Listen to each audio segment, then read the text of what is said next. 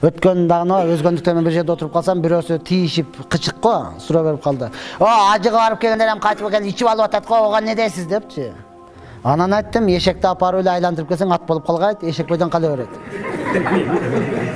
О не дегениң деди да жандагы айтты, болду мен кийин сага түшүндүрөм деди. Жалпы эл түшүндүп күлө берди да, кийин сага түшүндүрөм деди. Анан не дегени болуп, дагы бир суроо берейин дедим да, бербейм эми деди. Бербесең бербей эле кой.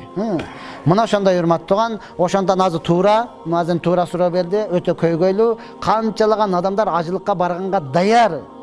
Бирок кайтып келгенге даяр эмес да. Неге? Анам дагы көбүрөөк кетет экен депчи. Мен өзүм 2015-жылы ажы башчы болуп Кара Суудан жамаат апардым.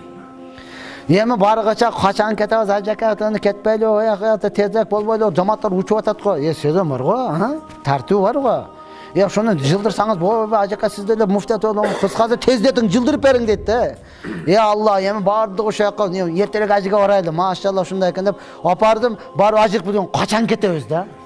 Айланып кетен, елсин зорго келдиң го, очерет күтүп жатып, ибадат кыла бер. Жок, качан кетебиз айтып коюң. Айтпай жүрө бердим да, акыркы 3-4 күнгө урушуп кеттик да.